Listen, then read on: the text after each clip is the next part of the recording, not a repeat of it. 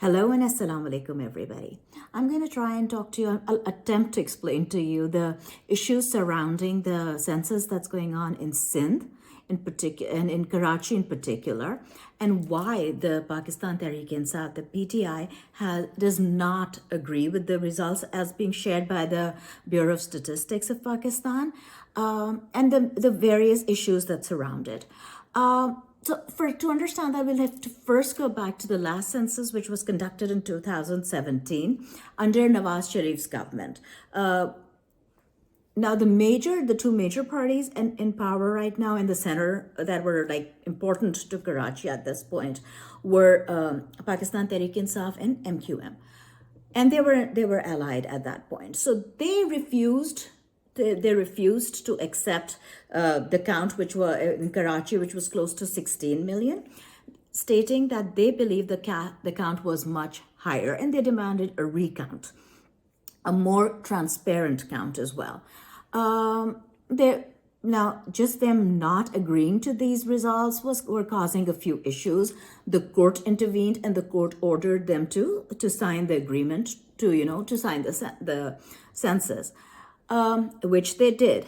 However, in 2018, after Imran Khan's party, after PTI came into power, they passed a bill stating that the next census, instead of taking place 10 years later, would then take place 5 years in 5 years to adjust the change, the correct numbers. Right. So coming back to the present now. The new census, the count starts allegedly, and this is from me talking to a couple of people who are in Karachi, people who are very involved with the issues that the people of Karachi face, and so they tell me that the census started with people coming door to door accounting.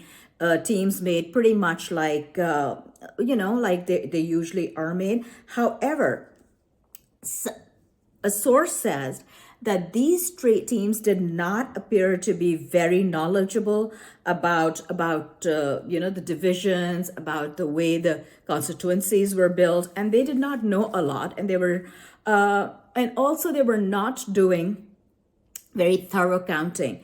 So this person gave me the example of their own family, their extended family, who were living in a housing with, say, 2 or 3 floors. And they said that they came into the house, they counted the people on the ground floor, the first floor. They did not count the family. The family on the second floor were out at that point. And they said that they would come back and count, and 2 months on, nobody has come back and counted any numbers. Another source said that they were talking to some people who were who lived in apartments. These were like, say, four floors in the apartment, and each floor had, say, 4 units, 4 house. So the first floor, they would come and count the numbers, the heads on all 4 units on that floor.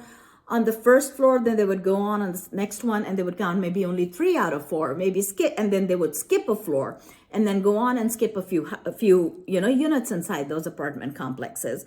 And those are, they say, very common stories coming from a lot of houses in Karachi. So loosely speaking, the numbers were not counted correctly. Now, the record areas then the records were passed on, and those records were not, for the longest period of time, revealed. Whatever records were there were not revealed. Here comes the really, really funny part, that allegedly, when the records were revealed, which were as of the 30th of April 2023, the Pakistan Bureau of Statistics revealed close to 18 million people. So it was like, roughly 17,819, something like close to 18 million people. Now, here's the funny bit, that the government says that we will give you an increase of, say, 1.8 million from the numbers that we have counted. The Jamaat Islami, which is another party in Karachi that gets, votes from Karachi, are insisting on 2.75 million. Like, it's weird. It is just so unimaginable that they're kind of haggling and they're negotiating on numbers, something as simple as just going there and counting the heads.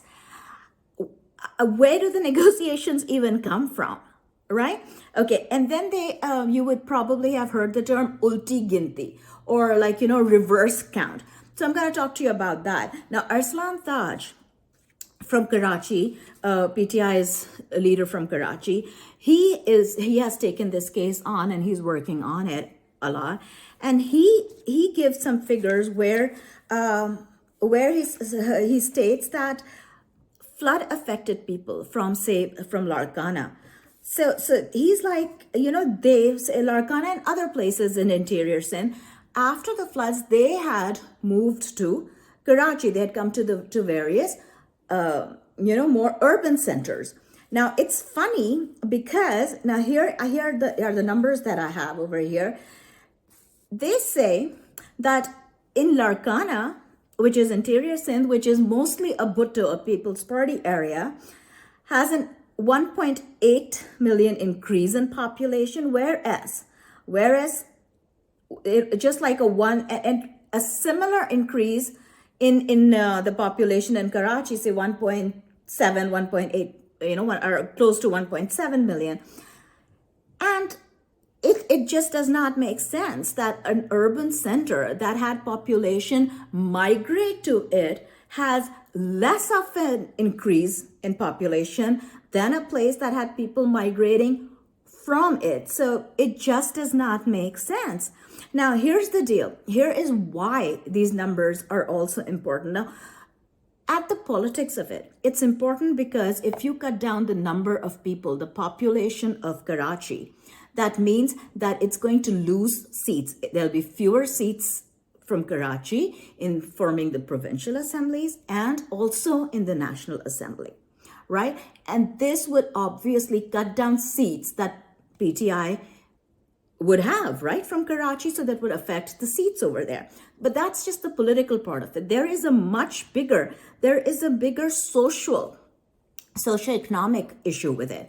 I mean, there is a huge diversity of population here. There are unaccounted for people who came from the then East Pakistan, which then became Bangladesh. So as soon as partition happened in 1971, they just chose to leave the now Bangladesh, and they had just moved to Karachi. Those people were never given national identity cards. They were never given their, the citizenship or the nationality. So that would be close to